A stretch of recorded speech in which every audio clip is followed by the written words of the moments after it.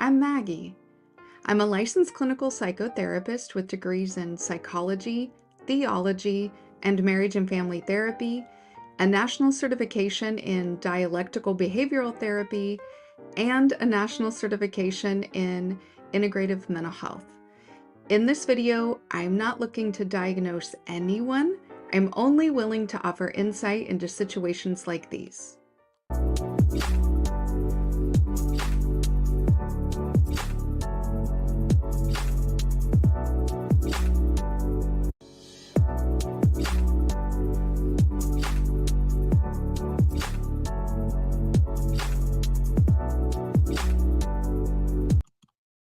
Hello, everyone. Is this surge of spiritual awakenings like a genuine path to enlightenment, or is it just another like cash grab grift in a side hustle society? Let's talk about it.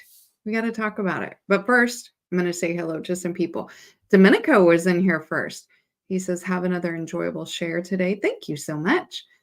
Adric says, it's on. You are damn right. Oh, I cussed. Cynical Optimist is here. He says, peace. Nina is here. Favorite auntie. Always got to say that. Adrian says, let's go. Yeah, we're going to talk about it today. Cutting Up with the Joneses is here. Happy Sunday to you as well. Adric says, let's hear it for the dancing Maggies.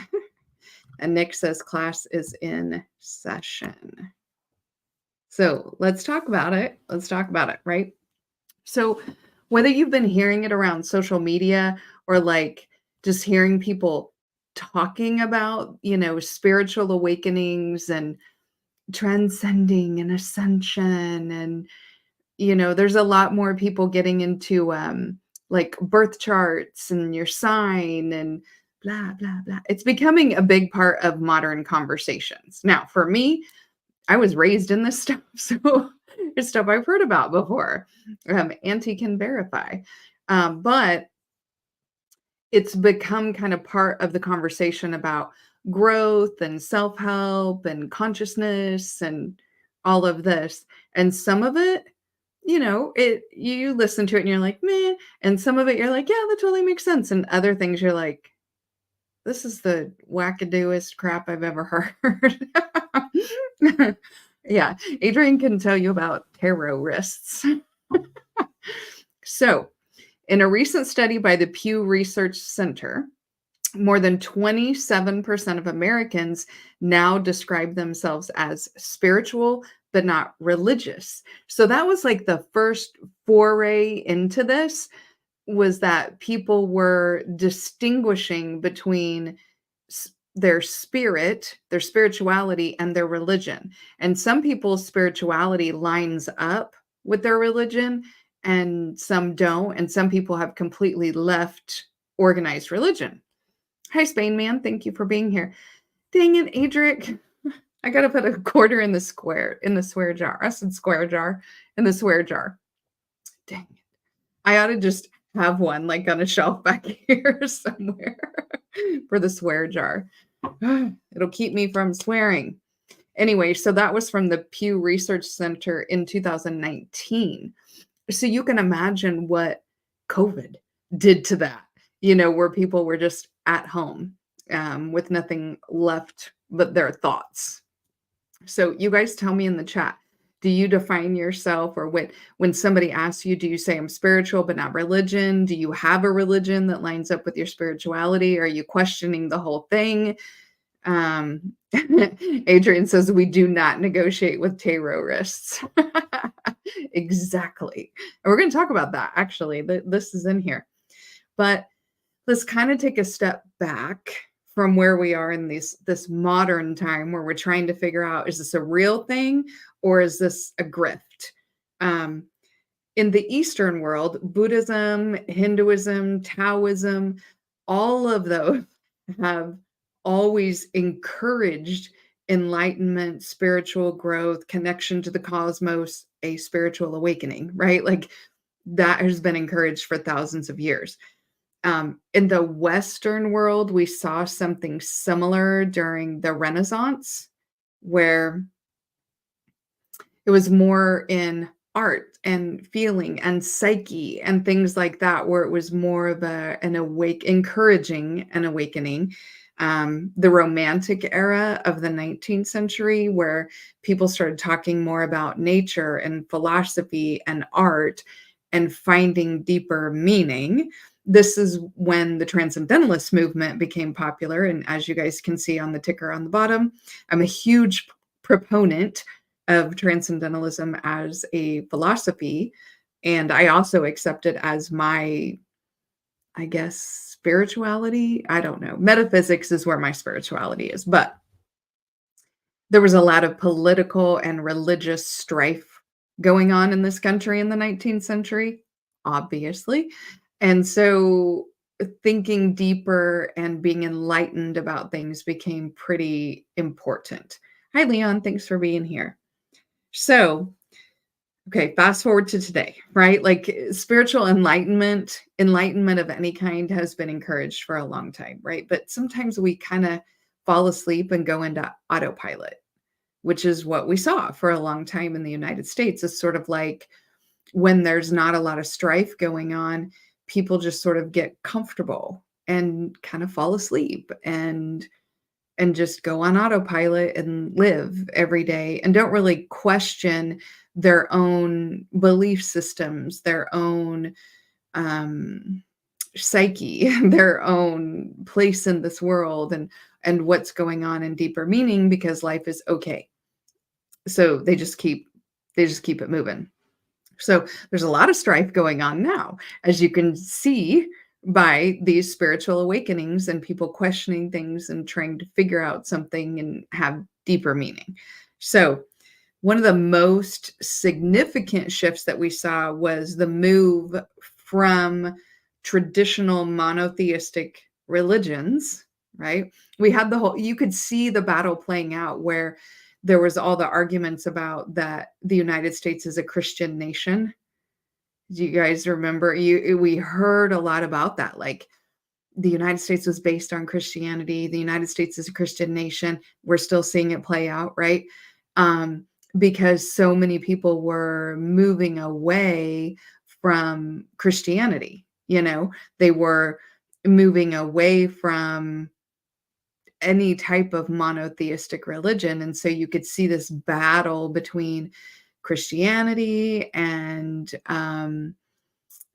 Islam and Judaism, right? We're still seeing it play out, by the way, to try to figure out, who's the clear winner of, the Western world, what God wins. So globally, though, people are moving away from institutions like Christianity, Islam, Judaism, searching for something that feels more personal.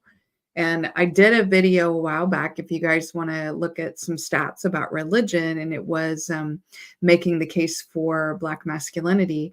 And in there were some stats about people, and I went through different ethnicities, leaving the church, because that is a steady incline of people who are leaving the church. Okay, so Spainman says they're taught not to question because it's against God. Right. Yeah. My God's way cooler than that. He'll have conversations. And I use he in the loosest of terms because I don't assign gender to the God of the cosmos. But according to Gallup, for the first time in 80 years, fewer than half of Americans say they belong to a house of worship of some kind. So that's huge. Huge, fewer than half in America. So as spiritual awakenings are gaining momentum, partly because we have access to centuries of knowledge and spiritual teachings from all over the world, thank you to the internet. So that's part of it.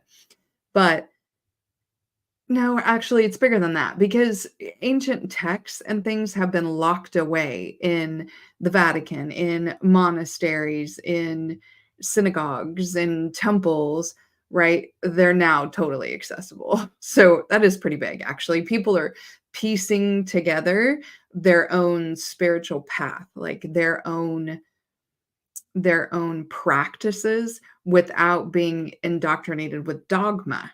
So some people are kind of matching up with their ancestry, and they feel like that really resonates for them, that their ancestors practice this, and it feels a little inherent.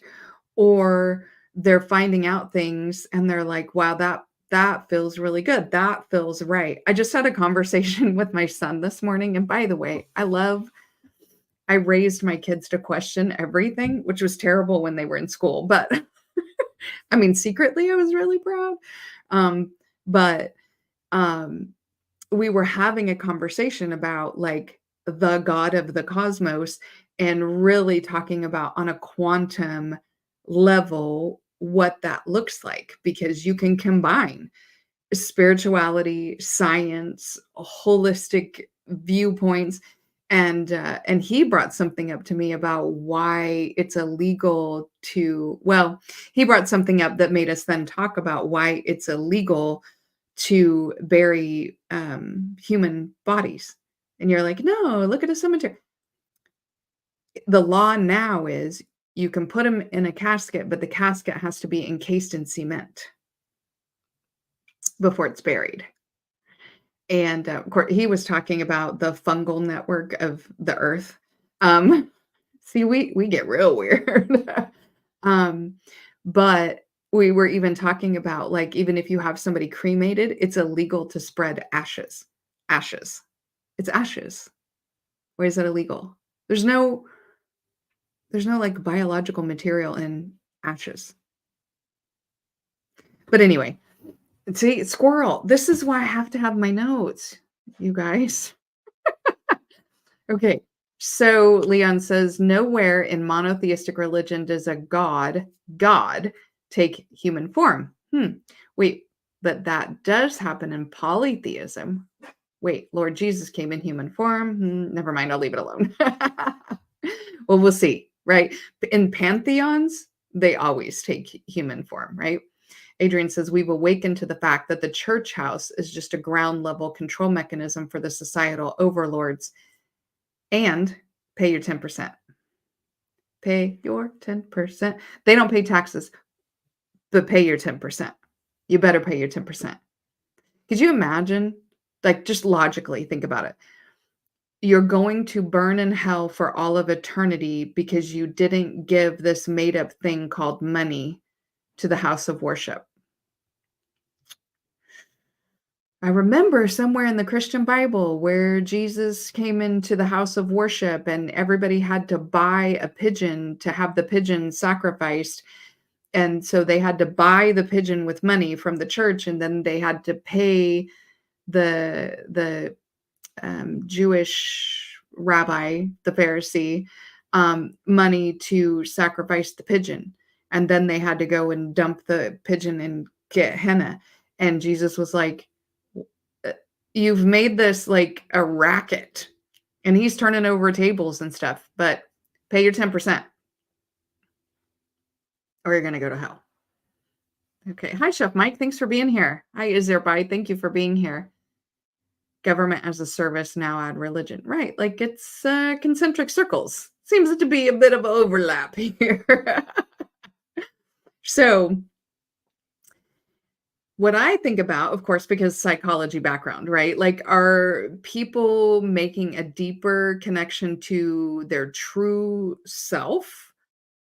Or is this just a trend? Because life is chaotic and painful.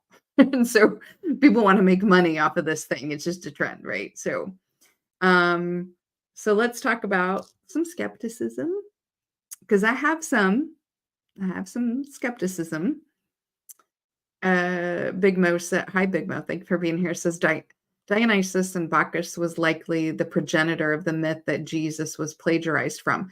And even farther back than that, right? Like the Sumerian tablets, we hear about a story. There is a female that's the exact story of Jesus. Isn't that wild? It's like the same myth keeps getting retold, but in a way that maintains control of the political system. Every time the story gets retold, the political system maintains control. Yeah, yeah. So, obviously, I have skepticism. So, some of us in the psychology field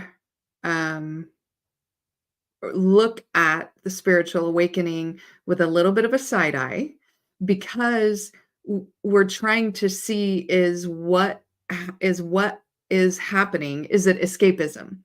Is it like life is very painful right now? Many people are struggling right now. Everybody's looking for a hero, like vote blue, vote red, Trump and Kamala and Jesus Christ and uh whatever new messiah, or right, like everybody's looking for a hero right now because life is very painful and there's a lot of people suffering in this world. And when we start comparing suffering, don't do that. Comparison is the thief of joy, by the way. We see that there are people who are suffering at all kinds of levels, but we're all suffering. Okay.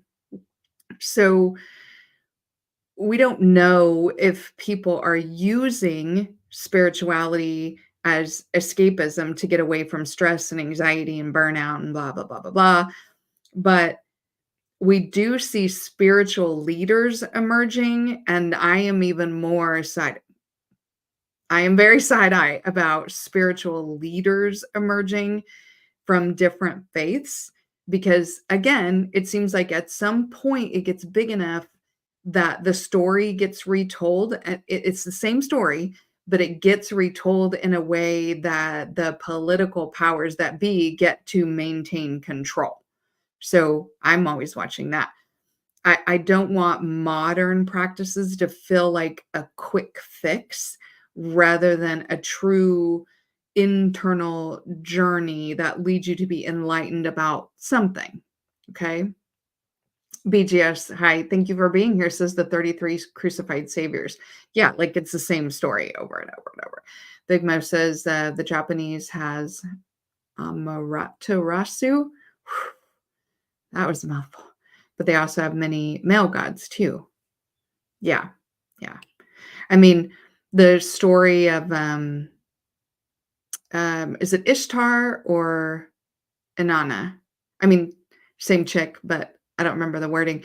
But where she traveled to hell and was tempted by the devil and, all to save and travel up and resurrect, and she had all these veils that she was taking off, and that is a story of enlightenment, but it's also the story of Jesus in the desert. Um, so there, to me, there's some problematic overlaps with the very religions that people are leaving. And I'm pretty vocal about this. So, have you guys noticed how much like this new age spirituality mimics old religion indoctrination? So, for example, you're manifesting, okay? It's the same thing as praying. Okay. God, please grant me the new BMW S series. I don't know. Somebody's going to correct me. But, you know, God, please let the Dallas Cowboys win the Super Bowl. God, please help me to get a raise at work. That's manifesting. It's manifesting, right? But we just changed the word, right?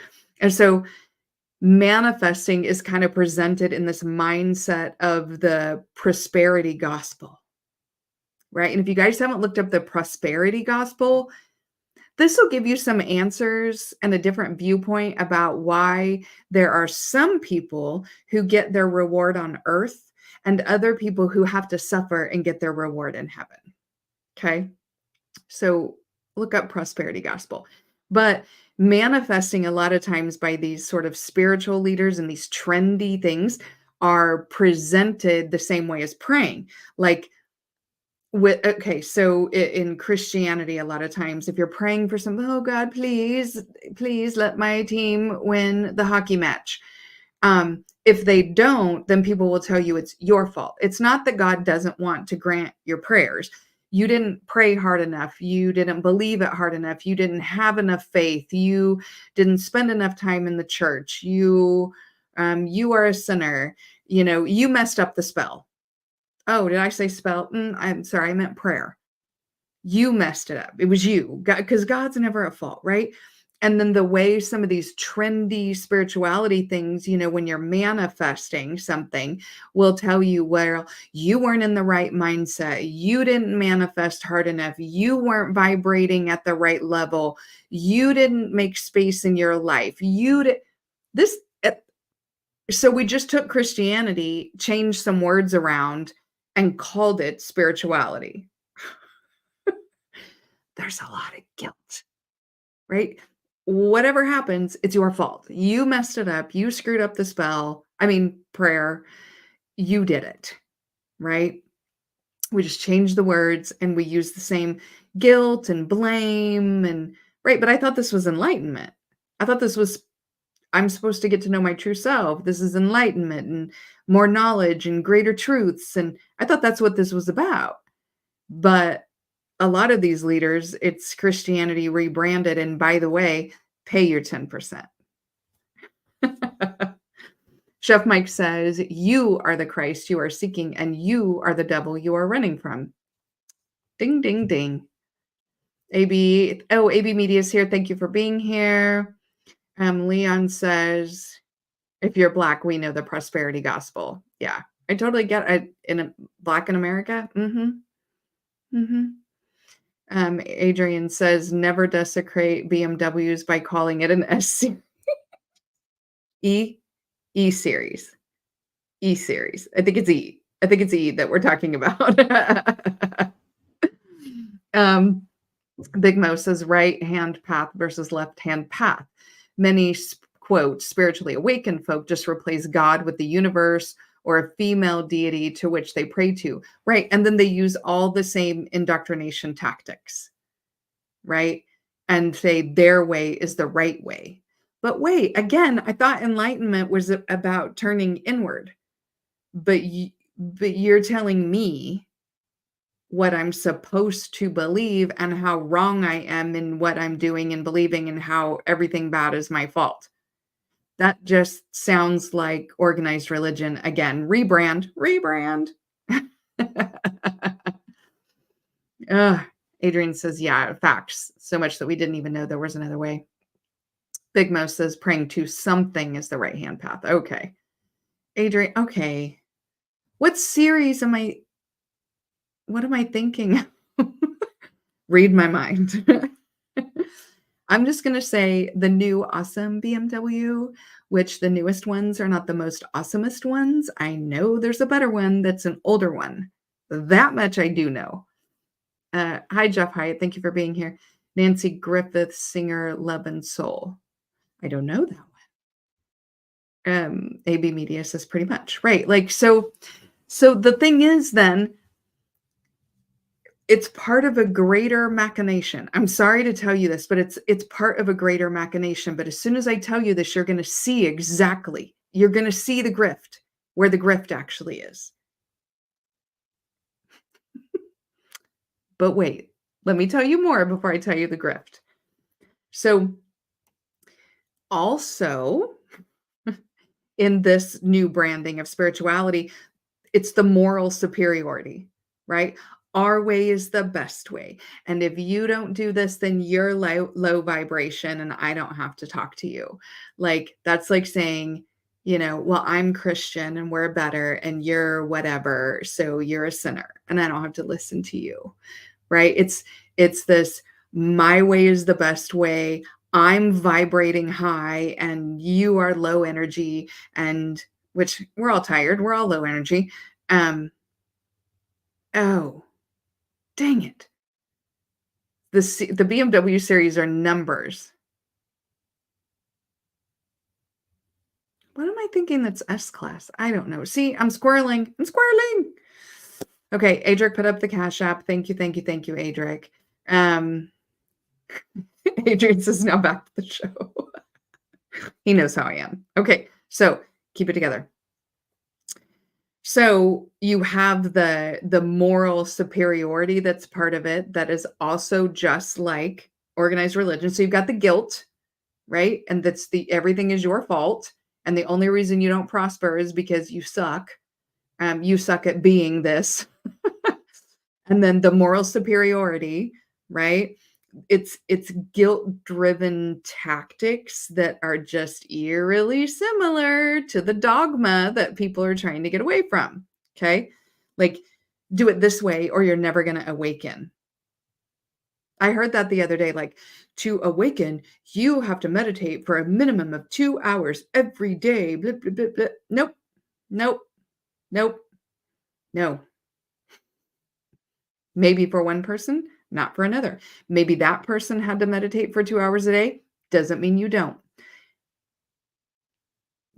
Something could just happen and you're like, oh my God, a bigger truth. Wow. You don't get to dictate.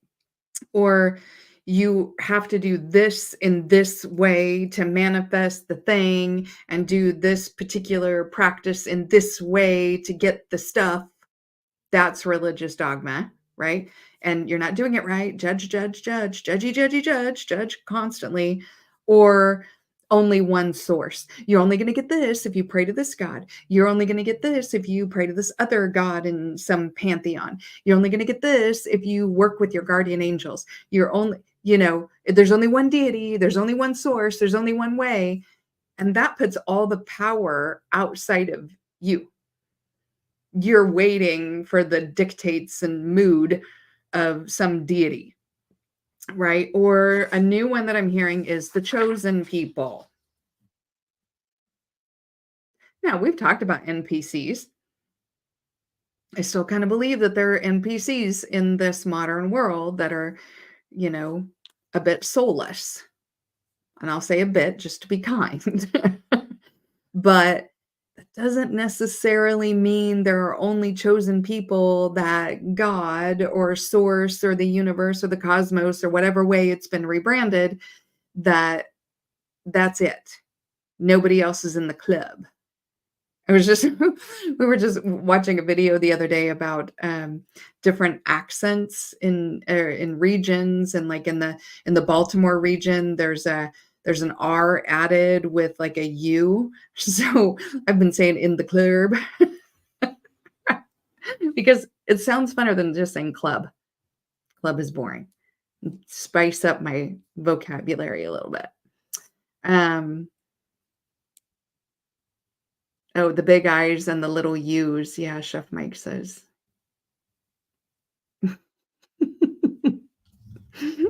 I love when there's these conversations. Eclectic theocracy, that's kinda more like me too. Like, there's truth everywhere.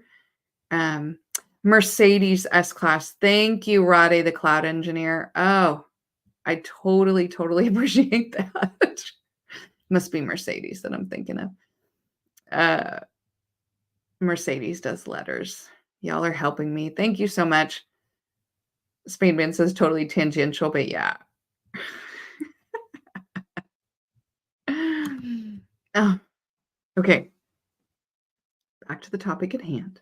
Chef Mike says, you have to manifest the thing the way that makes sense in someone else's head. You're only manifesting in order to prove something to somebody else. Adrian says, the club. Or people who say, dude. Hey, dude. Yeah. Accents are fun. Anyway,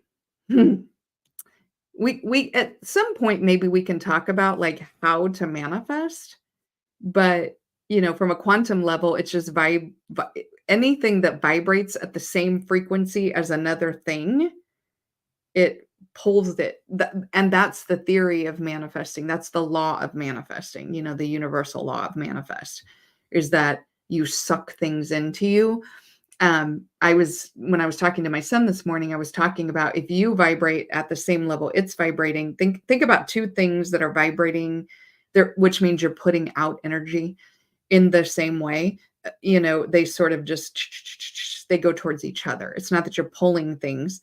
It's that if you're really putting out energy towards that thing, you are going to move towards it too. As an example, I told my kids when they wanted to date and things like that, to find I had mostly boys, by the way.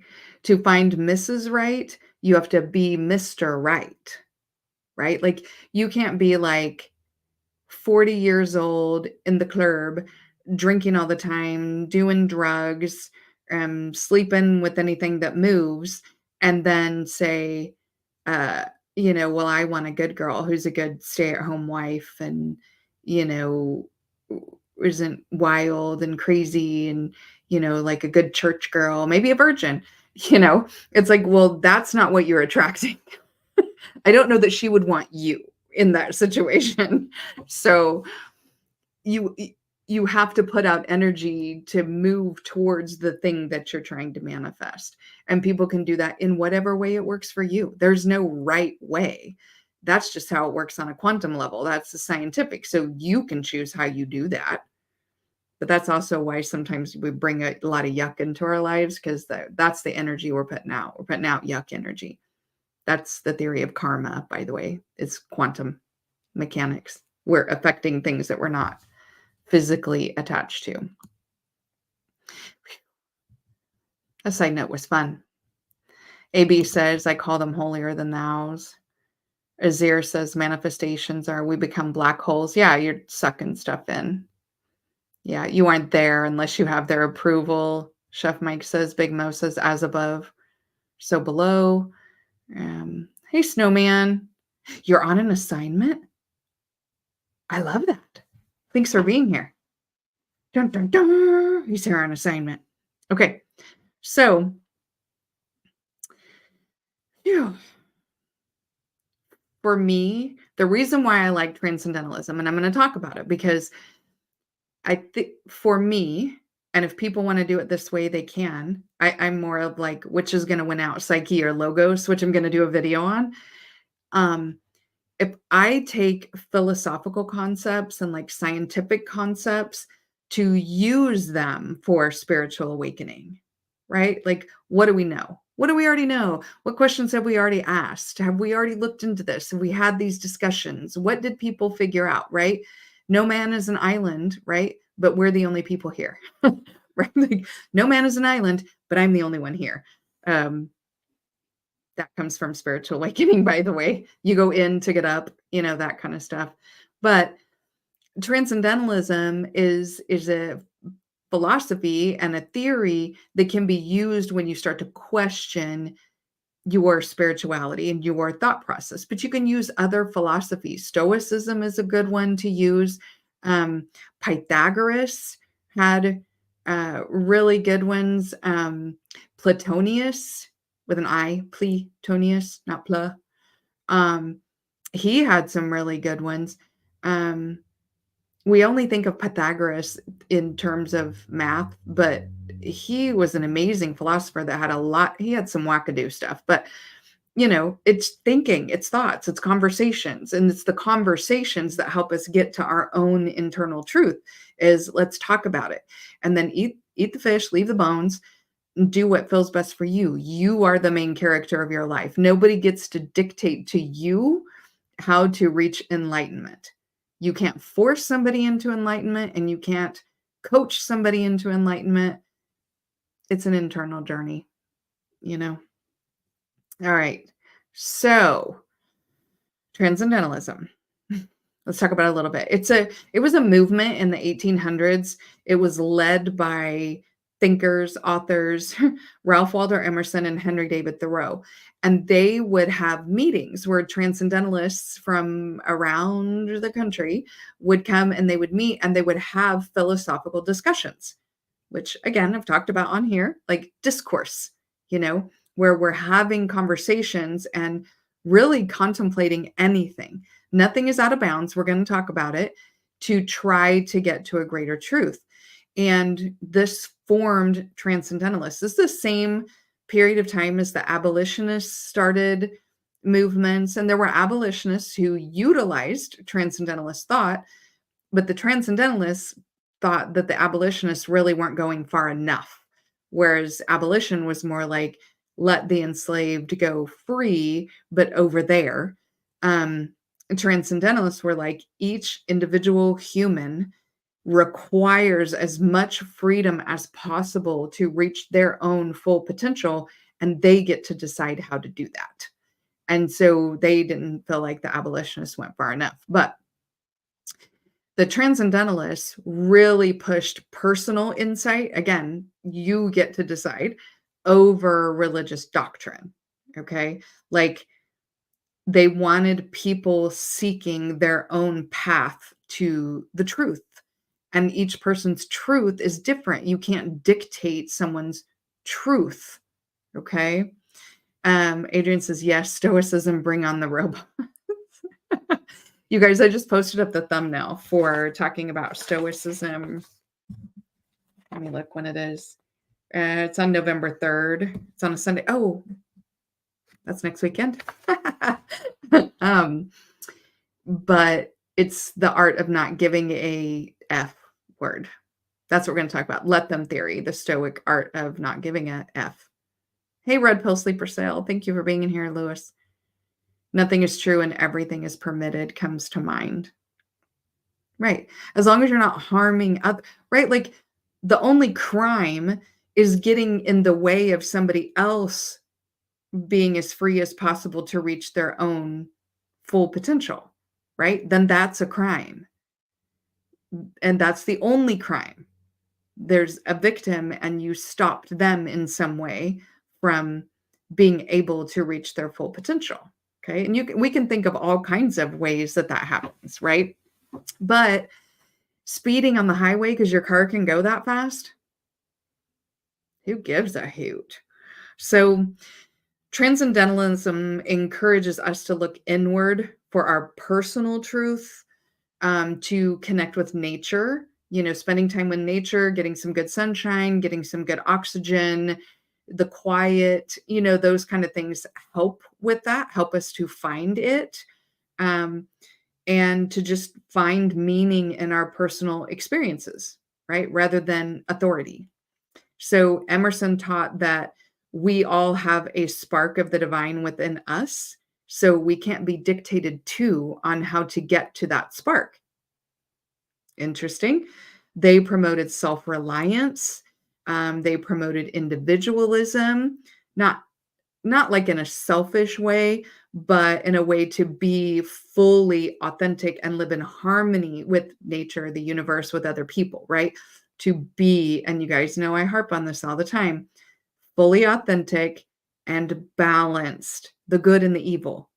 You know, is it really evil or is that dogma from the church? Is it really evil or is it just the law of the land? Is it evil to speed on the highway? But it's against the law, right? Right? If I don't pay my 10% at church, is that really a sin? But that's the dogma of the church. Okay. Hi, Inspired Truth. Thank you for being here. So, transcendentalism took a really balanced approach to a spiritual awakening. It encourages growth, personal discernment, reflection without any pressure to follow rules or a rule book. Nobody gets to dictate. Again, that's why I have an issue with spiritual leaders who use all the same tactics and just rebranded the words. Not down with that. Psychology is the same way. You are the only one who can say what's in your mind, what's in your heart, where you want to go, all of that kind of stuff. I mean, from a scientific perspective, okay, you can think about when you have to have an EKG done, right? They put the little sensors, little stickers on your chest, one on your side, one usually down by your hip, okay? Maybe one around the other way. Anyway, it's measuring electricity, okay, which is energy, right? Heat is energy, electricity is energy, all these things measure energy. They don't put the probes inside your heart to read your heart. They're measuring the electrical energy that's being emanated through your skin. So we're all putting out energy all the time. The EEG is the same way. They put little stickies on your head and they're reading those electrical impulses. The only reason they can read them through your noggin is because it's emanating, right? So each one of us is literally scientifically emanating energy. Well, that energy goes somewhere and it's got to do something, right? Like it's not created nor destroyed. We're pulling energy from somewhere to emanate energy somewhere. So each individual person gets to deal with it. In fact, there's a new study that came out, and I forgot to pull it, so I can't reference it right here, right now. But if anybody wants to read it, put it in the comments and I'll find it again. But they were doing brain scans and of when people were having spiritual moments, like feeling connected to nature, feeling connected to the universe, some sort of enlightenment, those kind of things. And it affects the same area of the brain where SSRIs do, which an SSRI is an antidepressant. It's a serotonin specific reuptake inhibitor, meaning it increases the serotonin in your brain. And the serotonin is the satisfaction chemical. I used to call it the happiness one. It's not happiness, it's satisfaction. Okay. So there's already science behind how this does affect us, but it's all individual. I can't say when you feel connected to the universe or the divine or the cosmos or God or nature or earth or whatever. I can't dictate that. I can't make that happen. I can't facilitate it. So you need as much freedom as possible to do it however you're going to do it or not do it. You don't have to. You don't have to if you don't want to. It's your choice. Doesn't matter, right? Rocky says, no, I missed most of it. Uh, yeah, but you know what? You're here when you're here. You're supposed to be here right now because that's when you showed up. And that means you're supposed to replay it later. Maybe I talked really slow and you need to watch it at 2 times speed because I can't get to the point, or I keep, distracting myself with BMWs and Mercedes, which happens. As there says, may the Father of understanding guide you. Probably a cult leader, which who says cults are bad?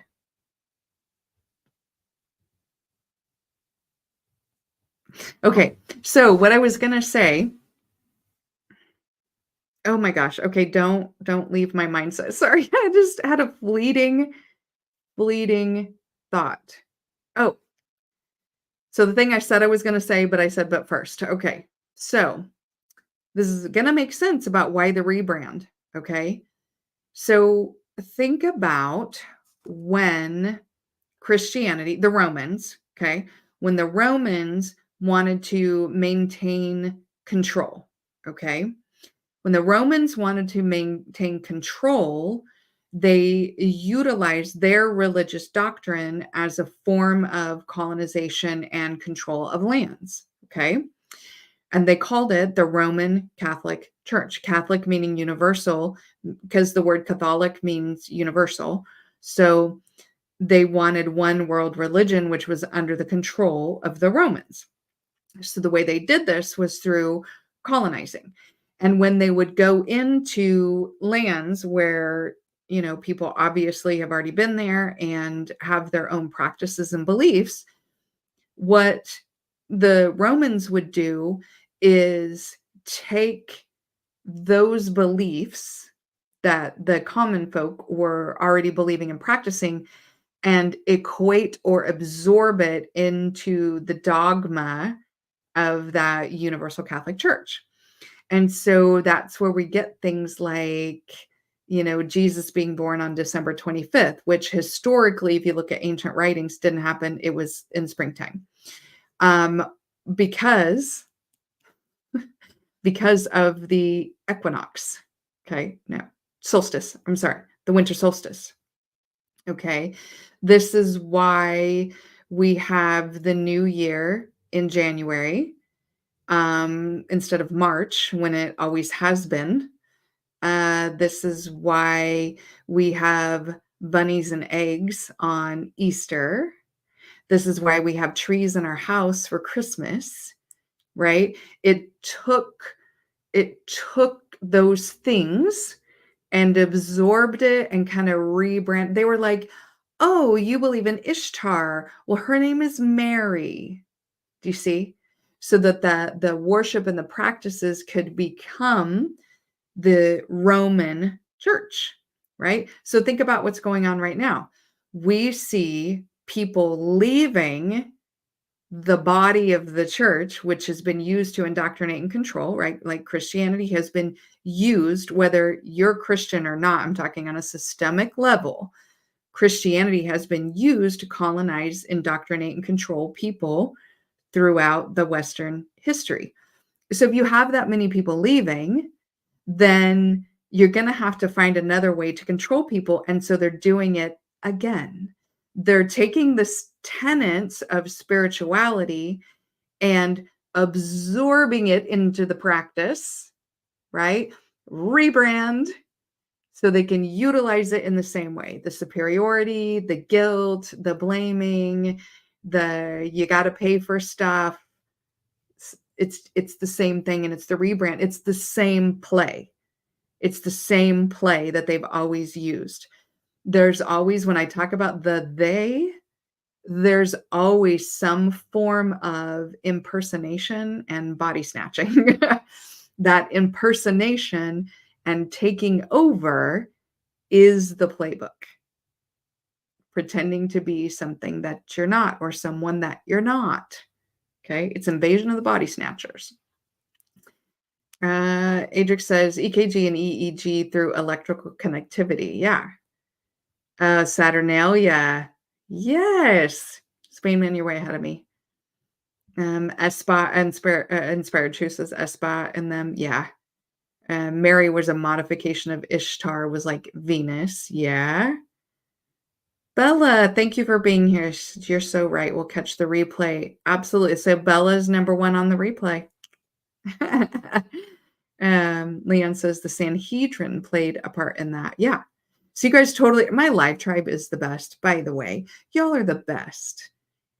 Because, if I had these conversations with some other people, they'd probably be like, ooh, we need to have her assessed. But you guys get it. We're trying to find deeper truths here.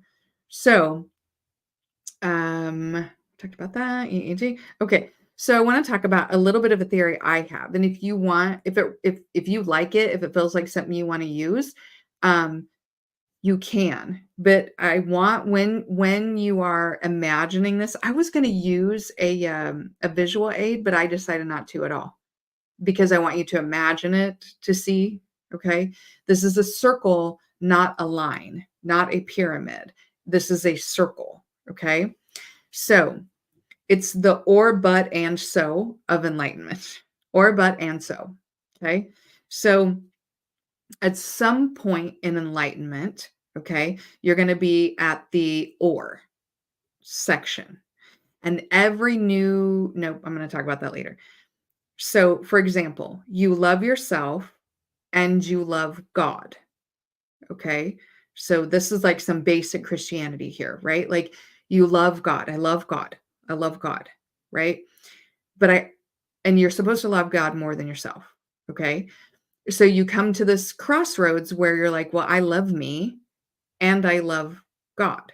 So you're in this and, right? But religion and God are an external governor of your behavior. You're not controlling yourself. You don't love yourself enough to control yourself. Religion has to control you.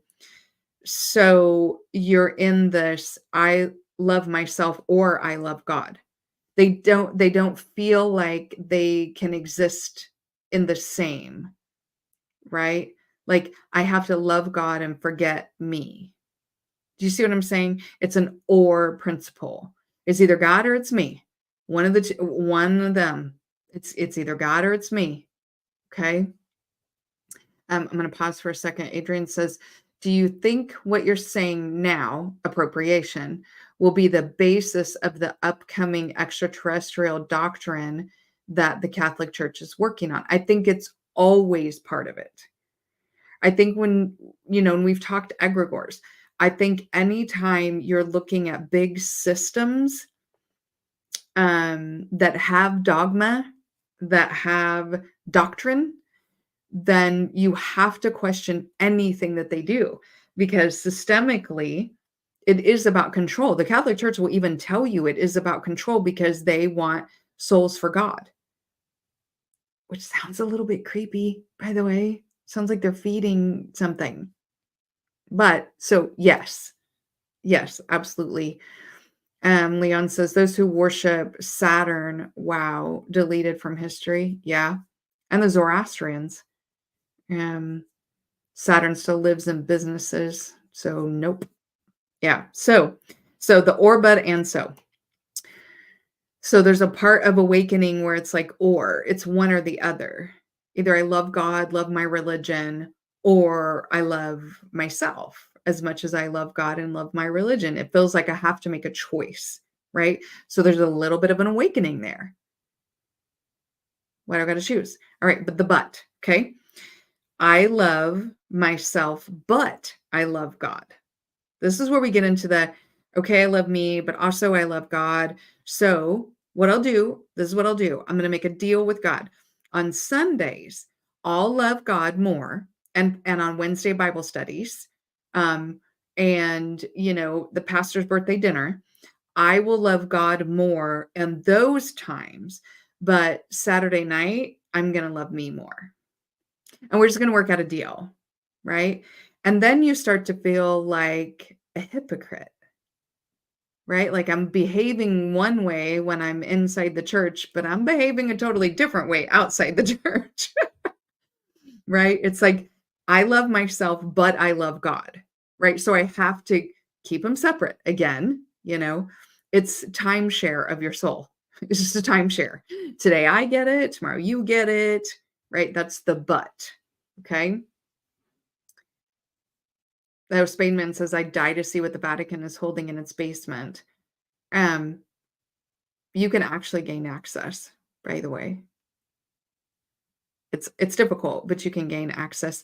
But the thing is, unless you can translate it yourself, it doesn't do you much good. But the Dead Sea Scrolls were released, so there's hope for everything, right? All right, we've done the or, but now we're going to do the and. I love myself and I love God. And let me back up for a second. When we talk about having a spiritual awakening, I'm using the example of loving myself and loving God. It could be anything.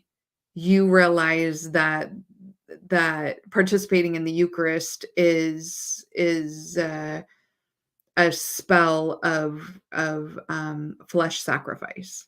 Okay, you're like, oh, it's the same thing as what they said before. So you know, you can use the same thing. Like, I want Jesus in my heart. I don't want to participate in sacrifices. Right. And you go through the or, but, and so every awakening you have, we kind of have the or, but, and so, and it goes in a circle. I was going to hold off on this, but it makes sense right here. We go in a circle, but it's not a closed circle. It's more like a spiral. We're just getting closer and closer and closer, but we go around. We're back to the ors. We're back to but. We're back to and. We're back to. It's not. You go through the stages of enlightenment and you're enlightened. It's a circle. You keep circling around. You keep circling around, and the circles get tighter, and you're moving towards an eventual truth. Okay. I love myself and I love God. This is a symbiotic relationship. We're good. He's got me. I appreciate him. We're bros. He's cool with what I do and is understanding, So we have a relationship, but that also means I believe that he has power over me, right? We're in a symbiotic relationship because I've got to make sure he's good. He doesn't necessarily have to make sure I'm good, right? But it's symbiotic. We're bros. It's symbiotic, right? But at some point, I want to have control over myself. Okay. So then I'm having this awakening, like, I keep feeling like I'm giving away control. Why does control of me always have to be external? Okay. So then we get to so, or but, and so we get to so, like me, God, the universe, spirituality, religious dogma, whatever. So I'm the main character of my story. I'm the only one here because it's all I. Us is we, and we are me, and me are them.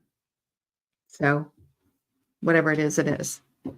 We just try to do what feels right. Okay.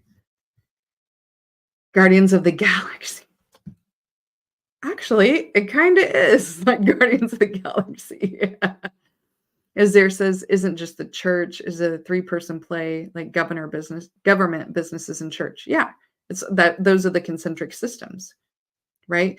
As soon as you know that the two multi-trillion-dollar businesses that make the absolute most money and wealth in the Western world is war and health, it totally makes sense exactly why everything is the way it is. We got to have war. And we got to have the healthcare system making money, money, money, money, money. Because money is the thing. Spainman says, I said that years ago. How am I supposed to look at Aztecs as barbarians for human sacrifice when I'm performing it in effigy every Sunday? And are you not performing it when you make a cheeseburger and pray over it to the nourishment of your body? It's a sacrifice. That's what you did for yourself. All right. So Spain Man's Guardian of the Galaxy. Let me reflect on that. You guys need to reflect on that. As there says, second law of thermodynamics doesn't like that system. Yeah. All right. So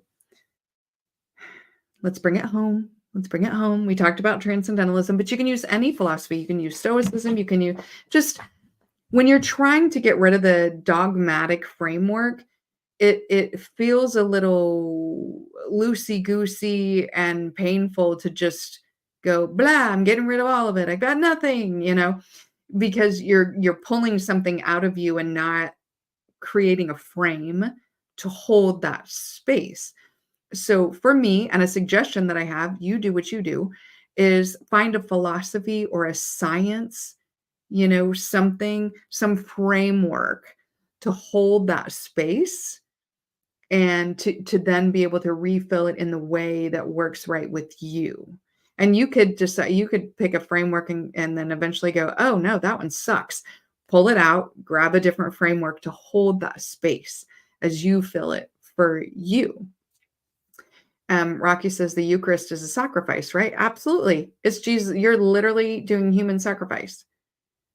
Spainman says, I'm feeling slow because I'm trying to make the connection, but I know it's legit. You can do it. You can do it. Chef Mike says the part where he opened the little ball that was the object of control and there was a troll in it. In other words, there's only something in the box because people believe there is something. Pay no attention to the man behind the curtain.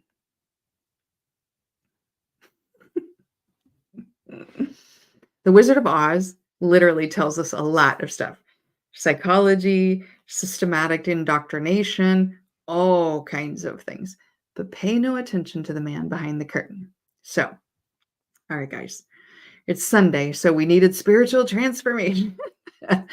But spiritual awakenings really can be powerful. They can be a transformative experience.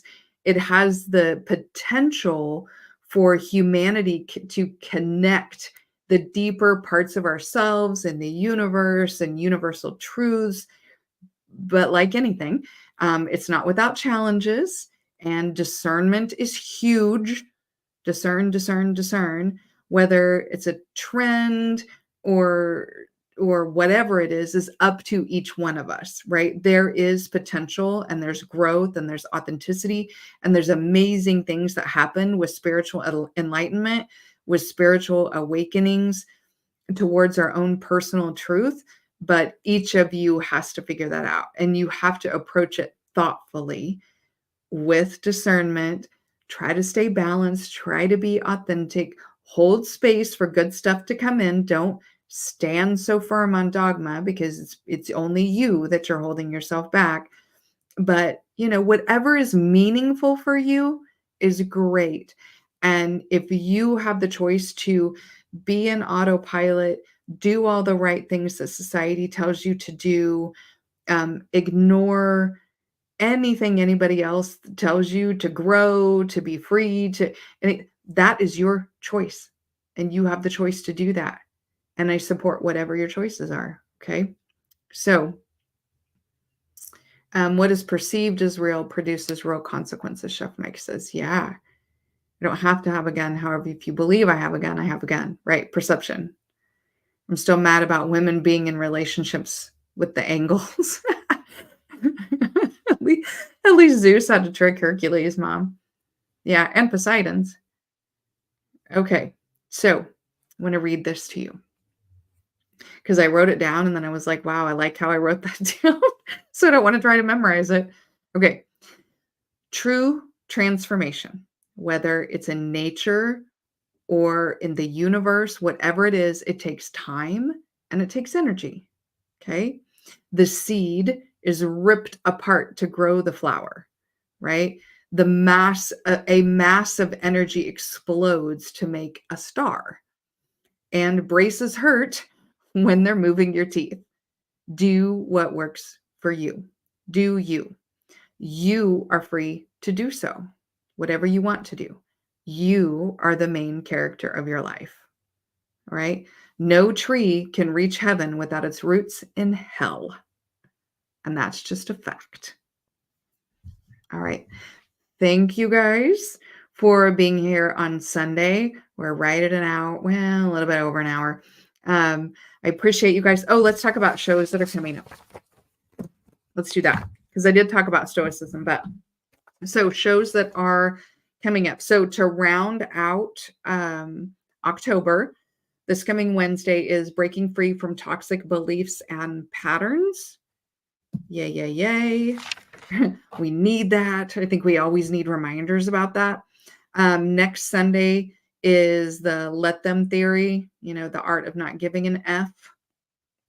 And then the Wednesday after that is psyche versus logos, which is like mind over heart, and which one should win.